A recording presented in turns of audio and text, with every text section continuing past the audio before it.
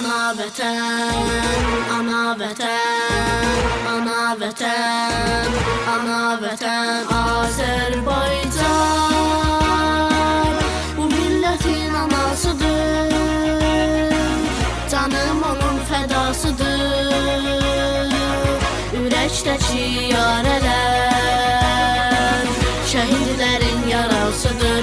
Azərbaycan bu millətin anasıdır, canım onun fədasıdır.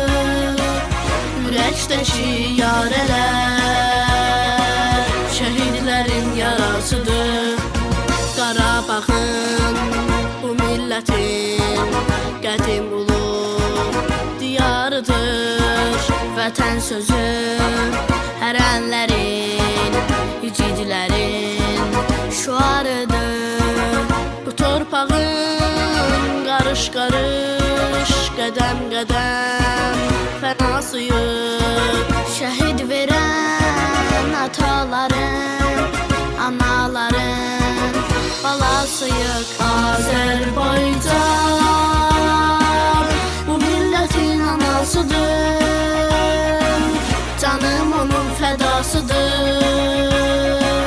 Ürəkdəki yarələr şəhidlərin yarasıdır. Azərbaycan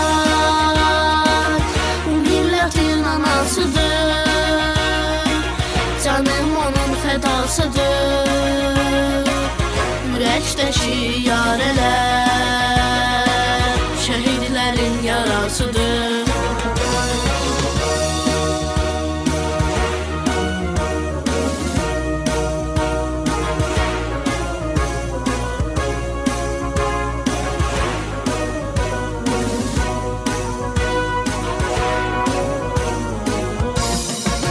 Biz ümmətik, Muhammedik, baş əymərik zəlalətə.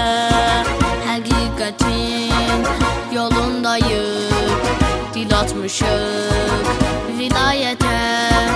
Bizə Quran ana vətən məhəbbəti salıb başa. O gün bugün deyir bu xalq, vətən yaşa, vətən yaşa. Azərbaycan bu millətin anasıdır, canım onun fədasıdır. Ürəkdəki yarələr şəhidlərin yarasıdır.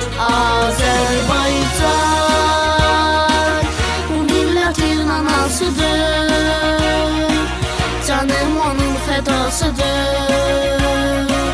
Ürəkdəki yarələr şəhidlərin yarasıdır. Ey əskərim səfərbər ol, bu gün səfər zamanıdır. Haradayım vətən bizi, bu gün zəfər zamanıdır. Yarıb qara buludları günəş kimi boğam gərək. Ayaqlayıb bu düşməni ümidlərin boğam gərək. Azərbaycan bu millətin anasıdır, canım onun fədasıdır. Ürəkdəki yarələr şəhidlərin yarasıdır. Azərbaycan bu millətin anasıdır, canım onun fədasıdır. Ürəkdəki yarələr